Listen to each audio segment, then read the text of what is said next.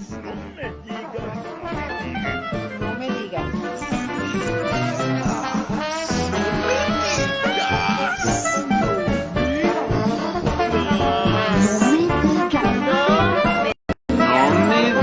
Café con sabor amargo. Presidente Andrés Manuel López Obrador y López-Gatell, esto no es una telenovela. Ninguna derecha nacional ni internacional mueve las familias de los niños con cáncer. Esto es una realidad. Mi hija no pidió tener cáncer. Mi hija no pide lástima. Mi hija no pidió enfermarse en este sexenio. Ya basta de burlas. Sí es un tema sensible. En Sinaloa, desde hace 3 años padecemos este cruel desabasto, pero los sinaloenses no nos quedamos de brazos cruzados. La sociedad se ha unido con las fundaciones para conseguir quimioterapias, medicamentos e insumos. ¡Ya basta! Exigimos una solución. Mi hija tiene retinoblastoma. Desde su diagnóstico, todo su tratamiento lo ha recibido por donaciones, gracias a la sociedad. No somos 20, somos más. Somos todo el país y soy Uriel. No somos 20, soy Beatriz. No somos 20, es Valentina. No somos 20, es Jesús Antonio. No somos 20, es Jesús Enrique. No somos 20, es Ixayana. No somos 20, es Víctor Manuel. No somos 20, somos todo el país. No somos 20, se llama Tania.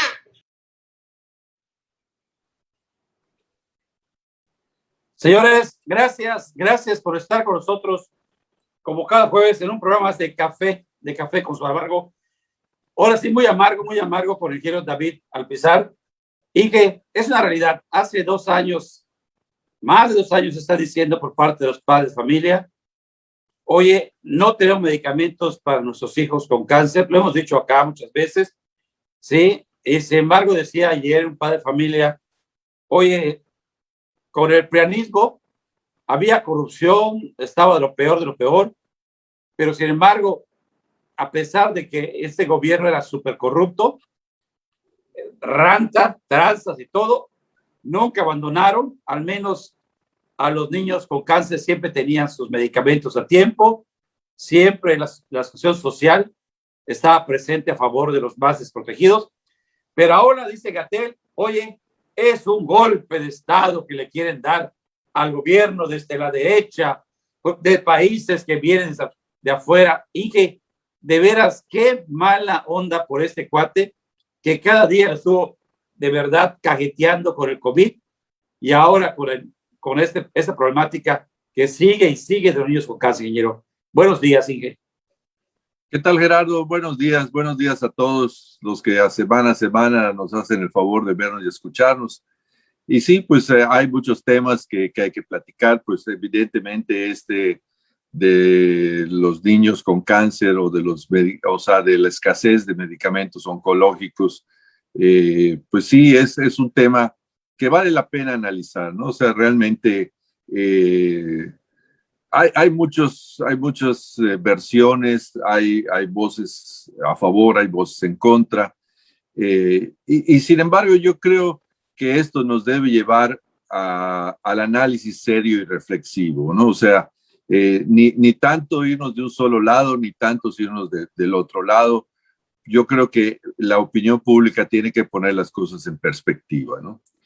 En realidad, bueno, se acusa al gobierno de que la situación ha empeorado en los 2 últimos años, pero yo creo que es de aquí de donde tenemos que partir. O sea, la gente dice ha empeorado, lo cual sugiere que nunca fue bueno tampoco. O sea, hasta donde yo he podido investigar, este problema es un problema añejo que se ha dado en los últimos años. Bueno, inclusive por eso dicen que Duarte acabó poniéndoles agua a los niños de Veracruz en lugar ¿por qué? Porque no tenían acceso. Claro, además de que se robaban el dinero y lo hacían de manera muy pues de una manera muy cínica, diría yo, ¿no? Anoche oía yo este mismo tema, lo debatieron en tercer grado en el programa de Televisa, y Riva Palacio decía algo que era muy interesante, dice, porque en los periodos de Fox y Calderón se gastaban supuestamente pues cientos de millones de pesos en este tema. Creo que hablaba de 700, 800 millones de pesos que se gastaban al año en este tipo de medicamentos. Y sin embargo, Peña Nieto lo llevó a los miles, pero no a unos cuantos miles. Creo que en el periodo de Peña Nieto se gastaron más de 70,000 millones de pesos supuestamente en la compra de este tipo de medicamentos, lo cual pues nos llevó finalmente a una crisis en la cual pues el gobierno entra y lo primero que hace es entrar en un conflicto con las farmacéuticas. Estas farmacéuticas, en especial una que es PISA, pues es la que controlaba la gran cantidad de los medicamentos oncológicos y es con la cual Peña Nieto hizo el gran negocio del siglo con este tipo de medicamentos. Pero ahorita incluso un reportaje decía que si tú analizas a quién le compraban, ahora los medicamentos que cuesta el doble que lo que Peña Nieto compró, se le compró en forma directa a una empresa que no existía y se creó 2 días después. Ahora, si Peña, como decía, estaba corrupto, ahora está peor la corrupción. Y eso sí, es lo grave. O sea, son esos aspectos que hay que revisar, porque por un lado, bueno, los defensores del gobierno dicen que el problema es que el gobierno ha salido a buscar los medicamentos al mercado mundial y pues no ha tenido la misma suerte, porque estos mismos laboratorios pues tienen sus propios amarres con los laboratorios extranjeros para que solamente ellos puedan vender esos medicamentos en suelo nacional. Y sí, yo creo que fue bastante desafortunada las declaraciones que hizo el doctor López-Gatell, sobre todo porque él como médico y como científico, pues no tendría por qué meterse en las cuestiones políticas. Y entonces, más allá de que si sus declaraciones fueron sacadas de contexto o que si fueron exageradas o no, pues simplemente, pues nunca debió haberse metido él en ese tema. Y pues fue claro que el propio presidente al día siguiente le corrigió la plana y le dijo, no, sí, reconocemos que sí hay escasez de estos medicamentos y estamos tratando de hacer lo posible por resolverlo. Ahora, por el otro lado, lo penoso de este asunto, Gerardo, y es lo que me gustó del programa de anoche de tercer grado, es que decía que lo hemos pasado de un problema humanitario, se ha convertido en un problema político. Entonces, aquí el dicho de que tanto peca el que mata la vaca como el que le jala la pata. O sea, la oposición sí es evidente, está utilizando este tema como un tema político. Y hay ciertas cosas que llaman mucho la atención. Por ejemplo, ¿por qué solo a los niños les afecta la carencia? ¿Por qué no le afecta a todos los enfermos de cáncer? O sea, ¿será que los medicamentos oncológicos pediátricos son diferentes a los medicamentos oncológicos para adultos? No lo sé. La verdad, no soy médico. A lo mejor sí puede haber ciertas diferencias. Pero oye, aquí el problema que tú dijiste es algo que Gatell no es la primera vez que la cajetea. Él se mete y, mira, estaba yendo bien con la pandemia.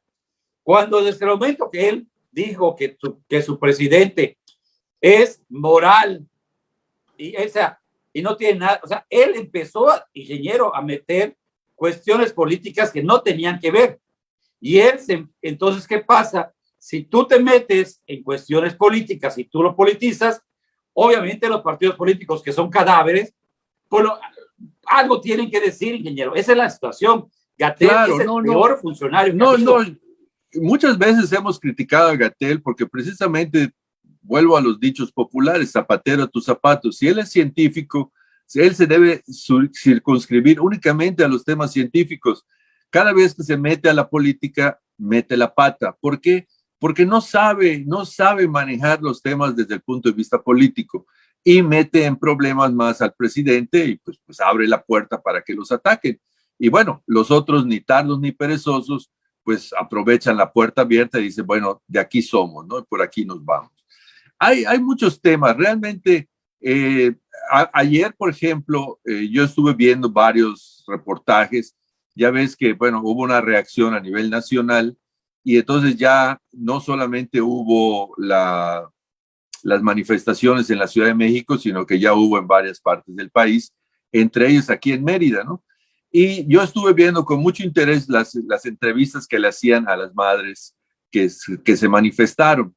Por principio hubo varias que dijeron, no, yo no tengo pariente con cáncer, solamente soy voluntaria. Eso pues ya empieza a dar que pensar, ¿no? O sea, y en otros casos, por ejemplo, hubo una que me llamó mucho la atención porque le preguntaron, oye, ¿y su hijo dónde lo atienden? No, pues a mi hijo lo atienden en el Hospital Orán. Y entonces el Hospital Orán es un hospital no del gobierno federal, sino que es un hospital del gobierno estatal. Y eso nos lleva al tema de que precisamente el gobierno del estado de Yucatán no ha puesto en clara su situación en el tema de los medicamentos con el gobierno federal. Recordemos que somos de los pocos estados que todavía no se firma el INSABI. Y entonces hay ese pleito de quién compra los medicamentos, ¿no? O sea, el gobierno estatal dice, no, a mí dame el dinero y yo los compro. Y el gobierno federal dice, no, te los voy a dar.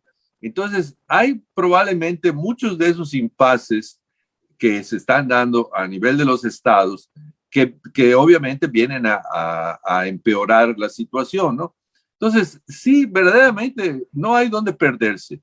Es obligación del gobierno federal meter orden en este tema y corregirlo. O sea, ahí no podemos buscar a otro responsable, ¿no? Cuando tú tienes el poder, cuando tienes la responsabilidad mayor, no la puedes evitar. Es una situación que obviamente es una responsabilidad del gobierno federal y ellos son los que tienen que corregir el problema. Ahora, también yo creo que es importante que la gente nos humanicemos un poco más, que no estemos con este tema desde el punto de vista político. Ya ves que, bueno, hace unos días falleció Helguera, así el caricaturista. El caricaturista de la jornada, y pues mucha gente se volcó a hacerle memes a él ya muerto, ¿no?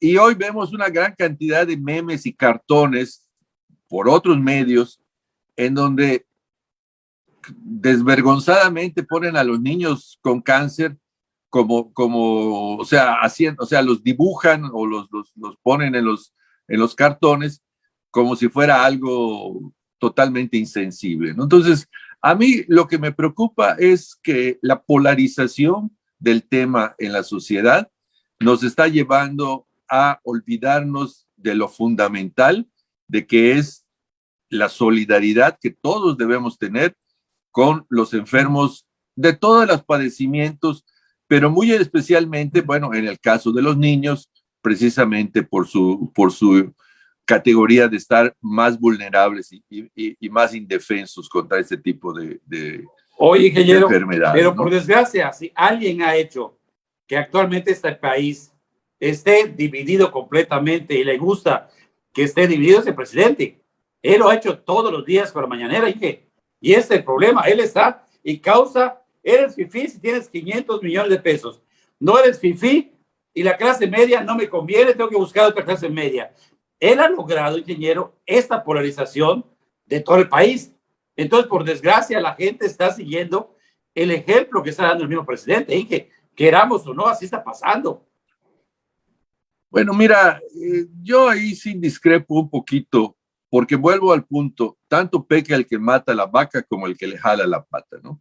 No justifico al presidente, pero también no podemos negar que hay todo un aparato mediático, yo diría claramente instrumentado para diario poner en entredicho las acciones de gobierno que toma el presidente y atacarlo de manera sistemática, ¿no? Entonces, hay quienes dicen que el presidente solamente se defiende, hay quienes dicen que no, que es el que ataca. Pero vuelvo al punto, tanto peca el que mata a la vaca como el que le jala la pata. O sea, quiere poner aquí, ejemplo, Inge. Si él todos los días en la mañanera simplemente se dedica a eso. Pues es que todos los días también los periódicos nacionales no lo dejan en paz. O sea, me gustaría ver cuando los periódicos saquen algunas notas buenas de lo bueno que se haga. Se compra una refinería, compraste chatarra. Se está fabricando el Tren Maya, es una porquería que no va a servir. Se está haciendo esto, entonces todo es negativo. O sea, nada se pone en su justo medio, ¿no? Entonces, yo lo que digo, yo por ejemplo te digo, yo sí critico al presidente y te voy a decir uno de los puntos donde yo creo que realmente deberíamos todos estar poniendo el dedo sobre la llaga todos los días, que es la seguridad. La seguridad efectivamente es uno de los temas donde verdaderamente el gobierno ha fallado. La estrategia que tuvo el presidente pues no ha servido, o sea, no ha funcionado y efectivamente la violencia sigue todos los días. Ahora, que no nos vengan a decir que es algo nuevo también, ¿verdad? O sea, que nos vengan a decir, ¿sabes qué? De 2 años para acá se ha incrementado. Bueno, si no hubiese existido... El número de muertos se ha incrementado con respecto al sexenio, al mismo periodo de Peña Nieto y de Felipe Calderón, entonces sí ha aumentado. No, y mira, es que también cuando se usan las palabras y se usan las interpretaciones que la gente le da a las palabras, pues muchas veces las interpretaciones son diferentes.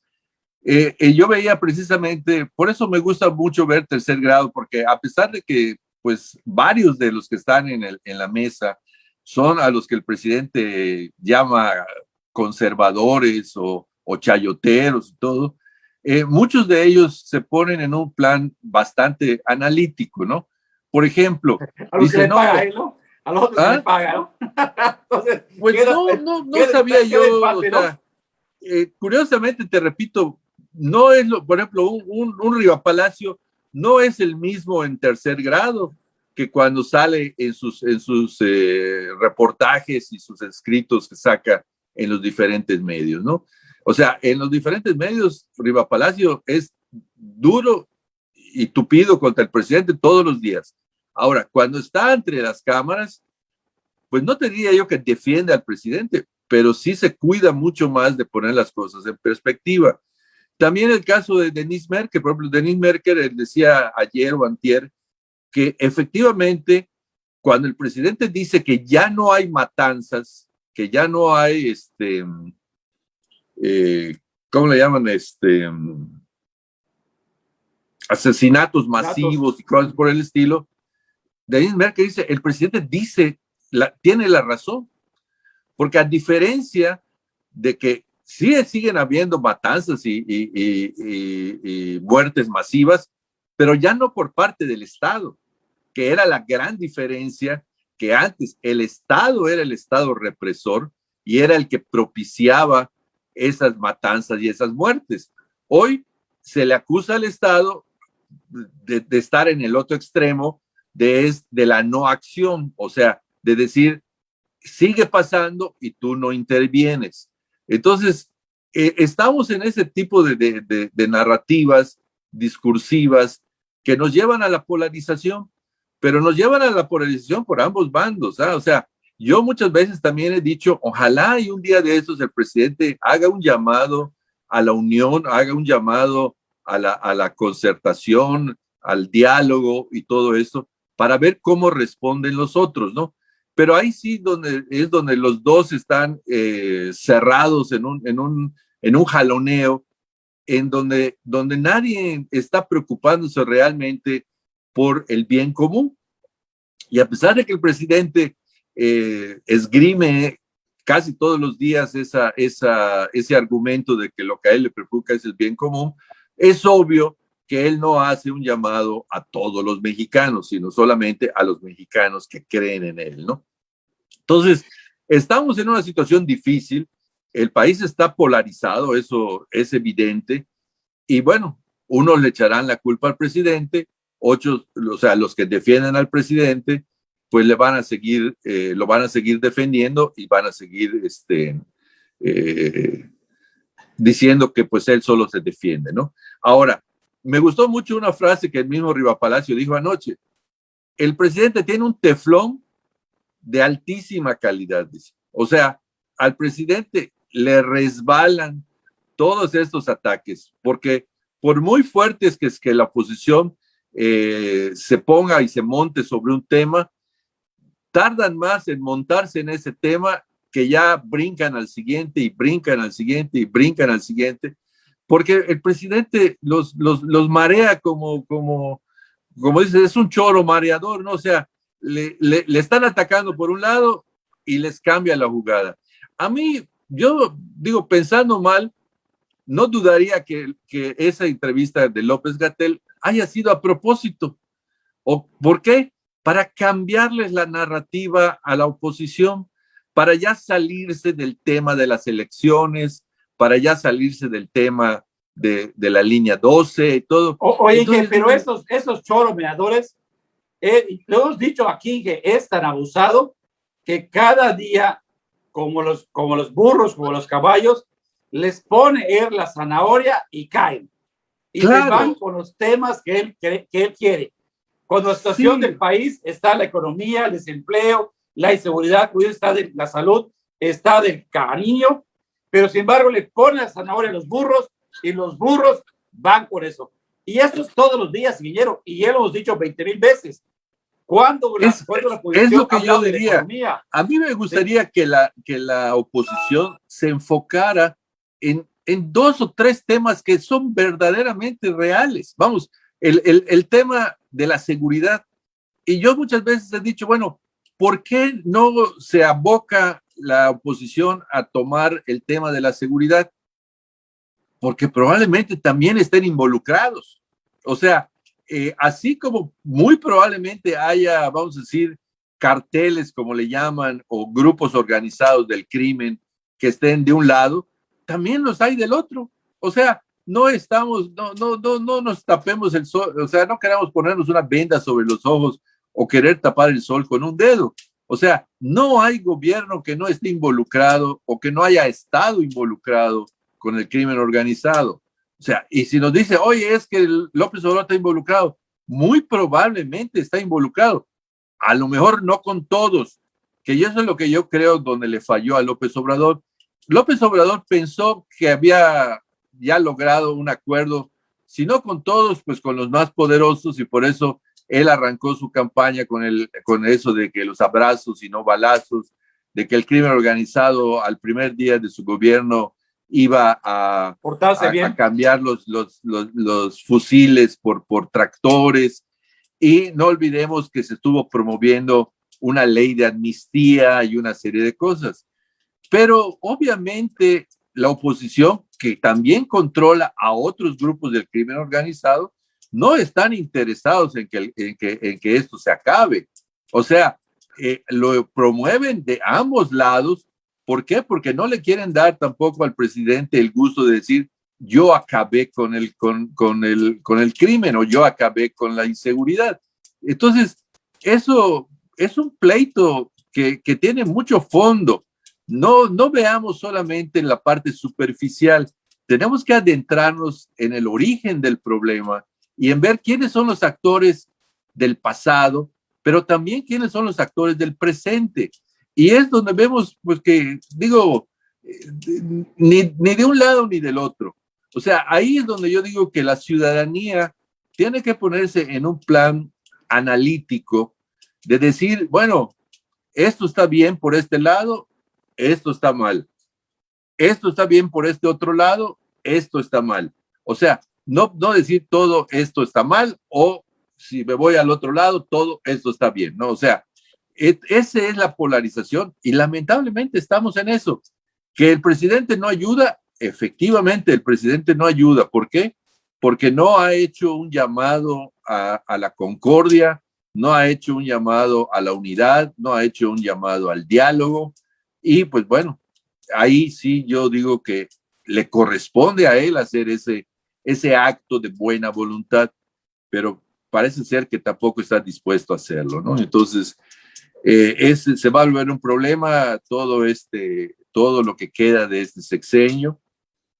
Y no lo vas a creer, Gerardo, pero bueno, yo soy de los que piensan que ya tenemos que empezar a ver el periodo post López Obrador. O sea, ya empezar a pensar quién pudiera ser o quiénes pudieran ser las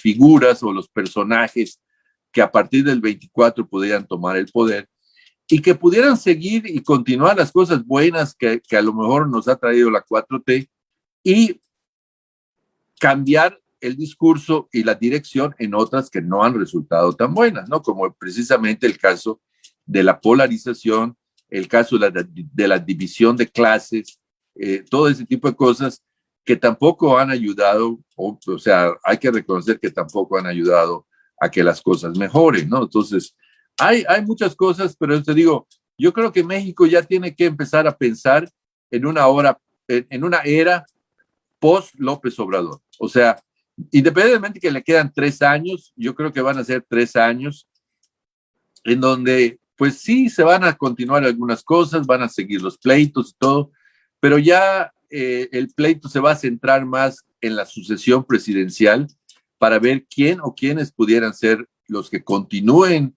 la 4T o quienes la tomen y la modifiquen, porque si yo fuera un presidenciable, yo diría que siempre hay que tomar lo bueno de lo que ya existe y solamente mejorarlo. Y lo que está mal, bueno, entonces sí, abocarse a corregir lo que está mal, ¿no? No es solamente decir todo está bien o todo está mal, que ese es donde al presidente pues le han agarrado su punto débil, porque evidentemente es un extremista, ¿no? Lo hemos dicho, es el cirujano que entró a hacer una cirugía de corazón abierto con un hacha. Entonces, pues la verdad, tampoco cae eso dentro de lo ideal, ¿no? Pero bueno. Y lo interesante de todo esto, tú hagas un tema interesante que es, no sé, empezaste a hablar de bandidos, empezaste a hablar pero sin embargo, oye, ¿te estás refiriendo a qué?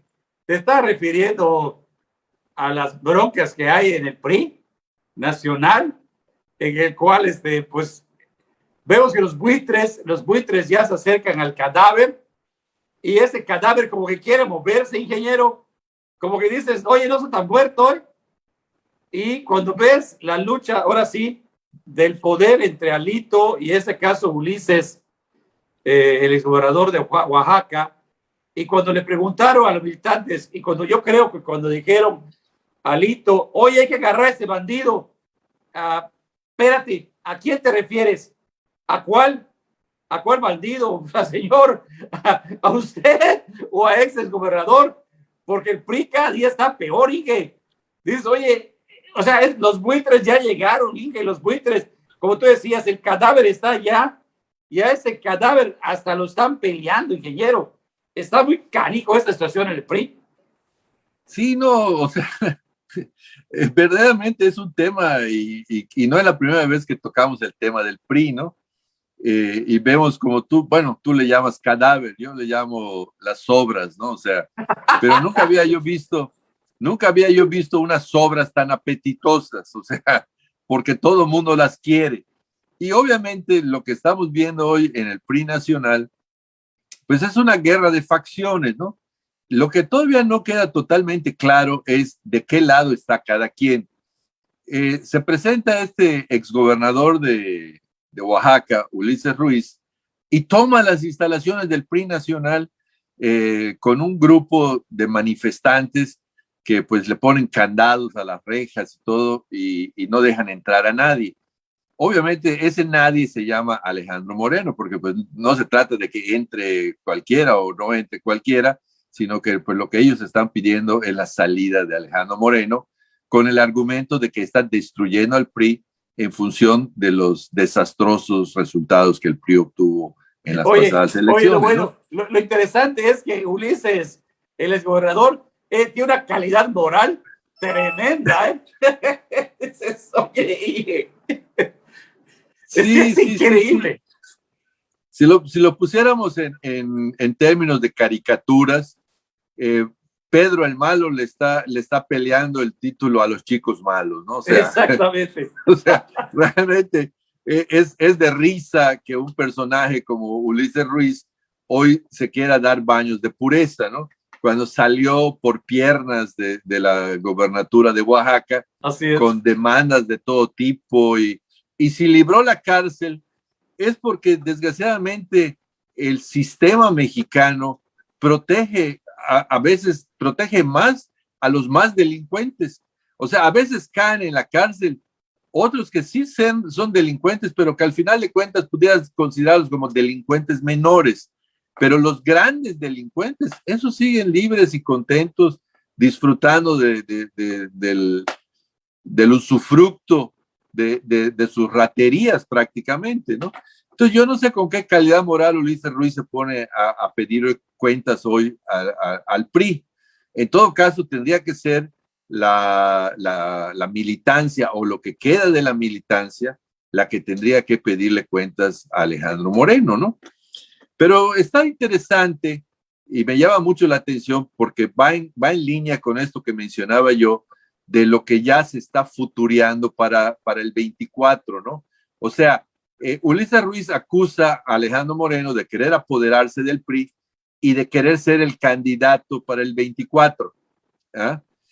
Ulises Ruiz no creo que pueda, aunque quisiera, no creo que tuviera la calidad moral tampoco para ser el abanderado del PRI para el 24, lo cual me lleva a la conclusión de que Ulises Ruiz está trabajando para alguien más. Y ese es el punto de que no hemos podido saber para quién está operando Ulises Ruiz. O sea, ya quedó claro ya quedó clara la alianza que Alejandro Moreno hizo con los Moreira. O sea, ya se pusieron de acuerdo, inclusive, bueno... Bueno, va a ser el coordinador de la bancada, va a ser Moreira.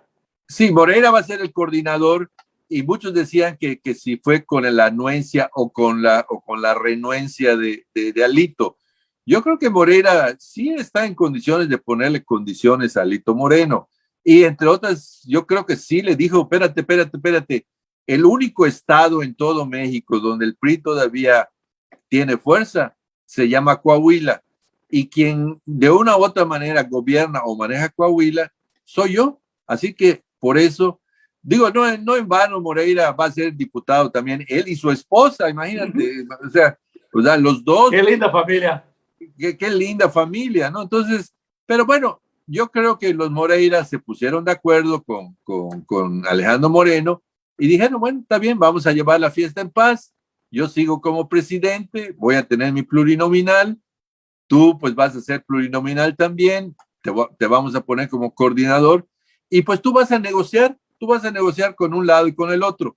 Y eso es lo que dice Ulises Ruiz, que tanto Moreira como Alito Moreno tienen demandas multimillonarias o tienen expedientes abiertos en la Fiscalía General de la República, y que de ahí los va a agarrar el presidente para luego someterlos a su voluntad.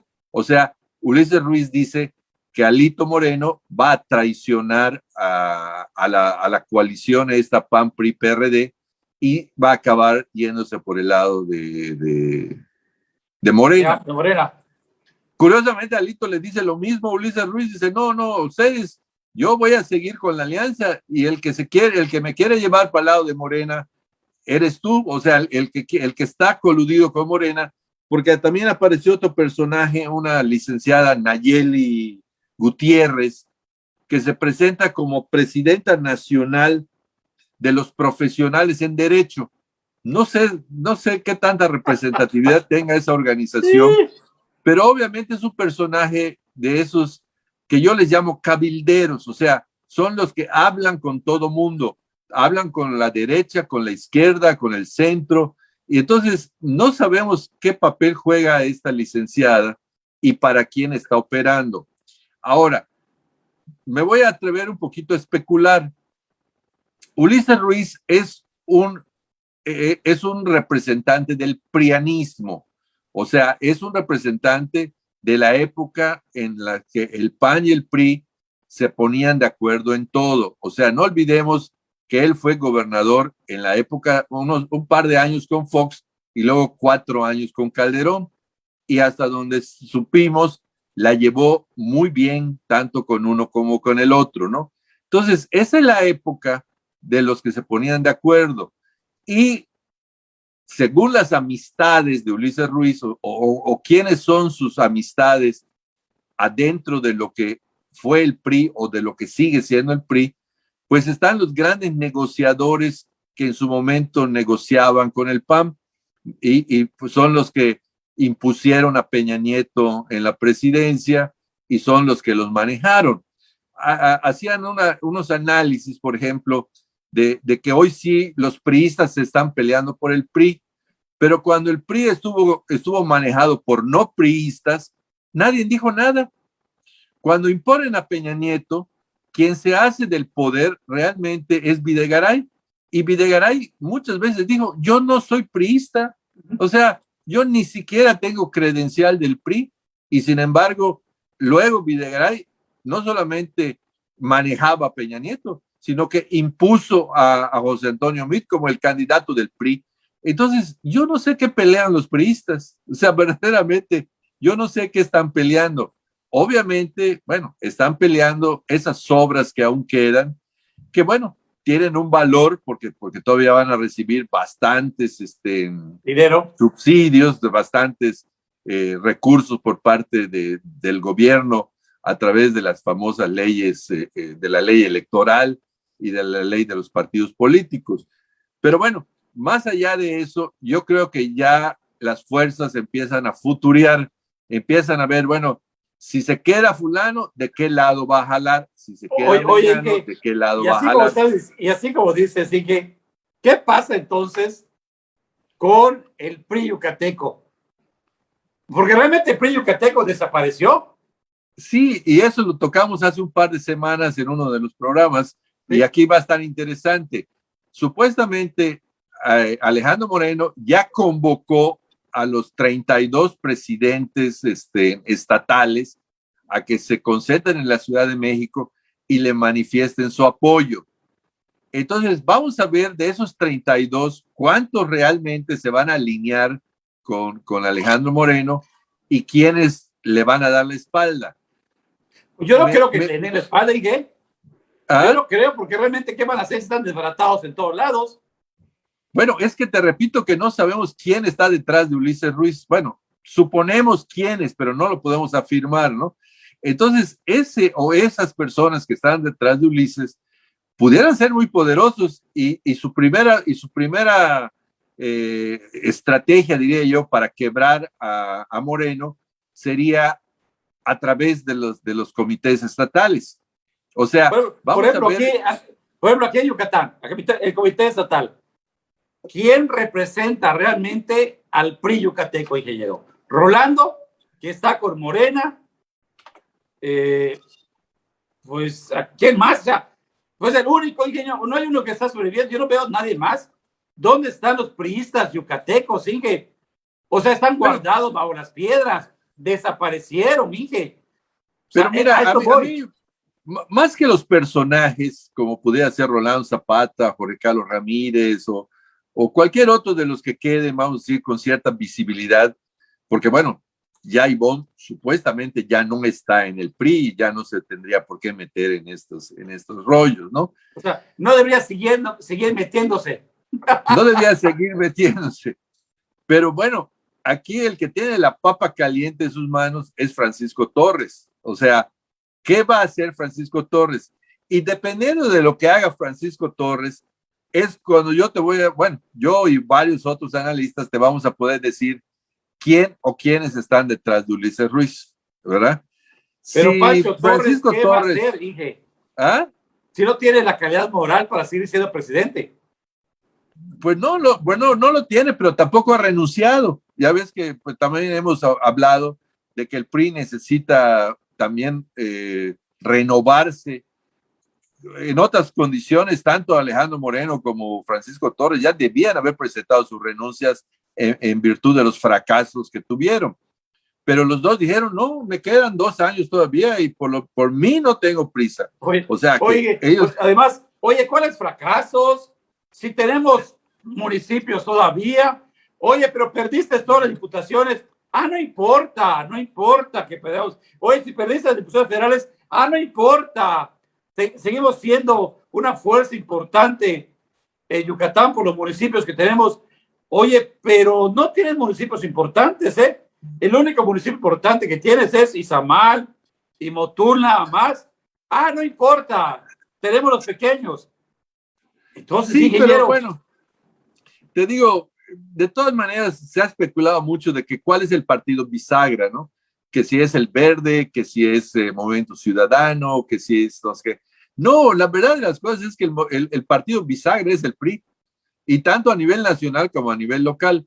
Entonces, a nivel nacional, pues ya dijimos que... Oye, a nivel nacional puede ser el PRI, pero a nivel estatal, 3 diputados del PRI, bisagra ¿de qué? Bueno, si no te van a servir para nada.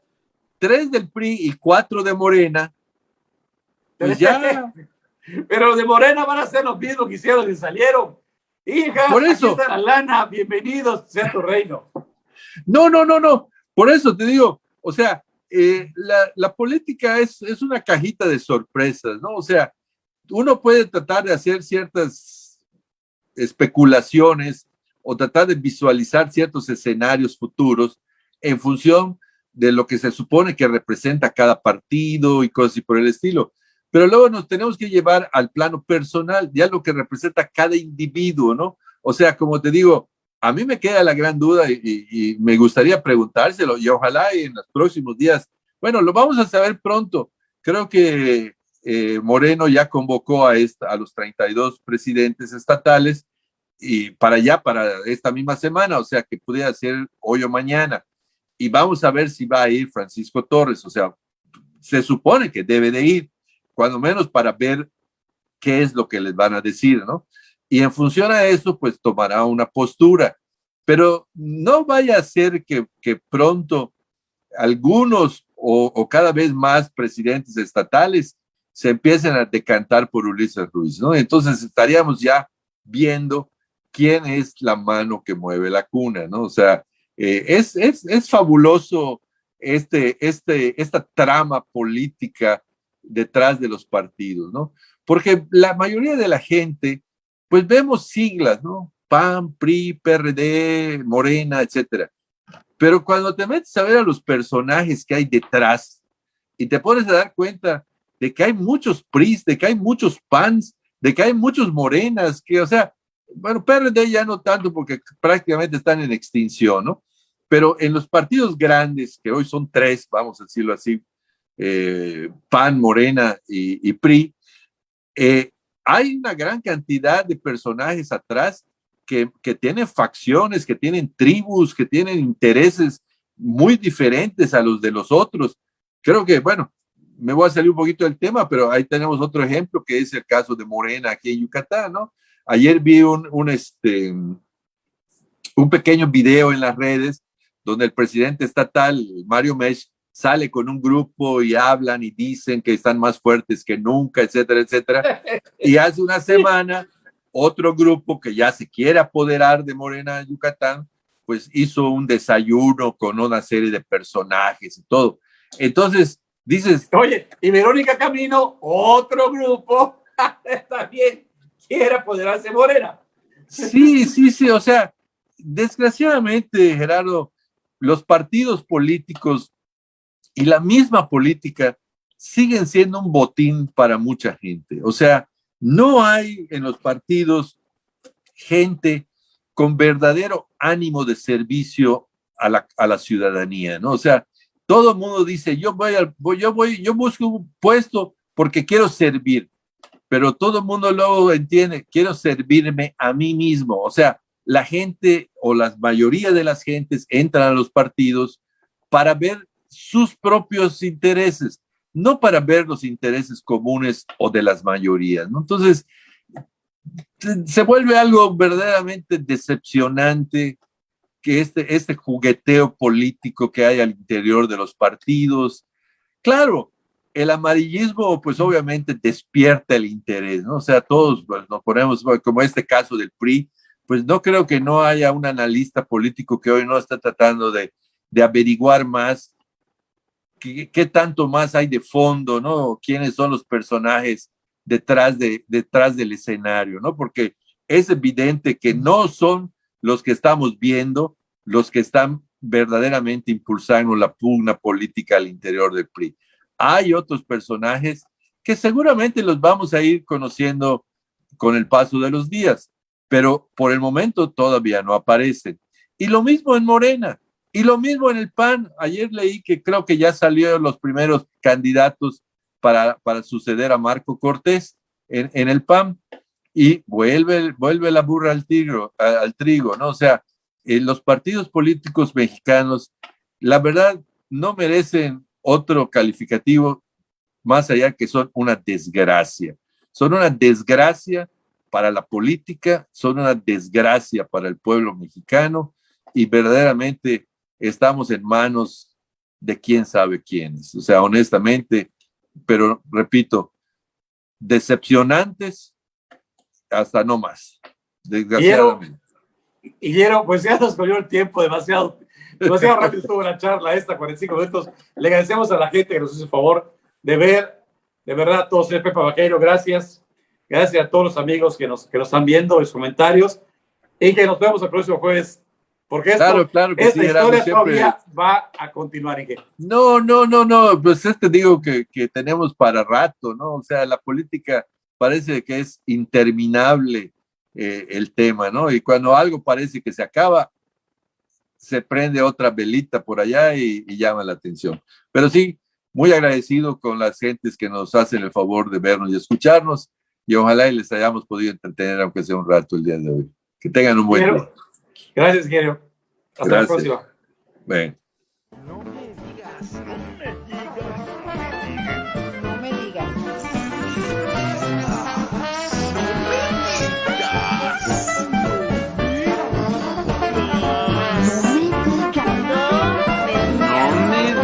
Café con sabor amargo.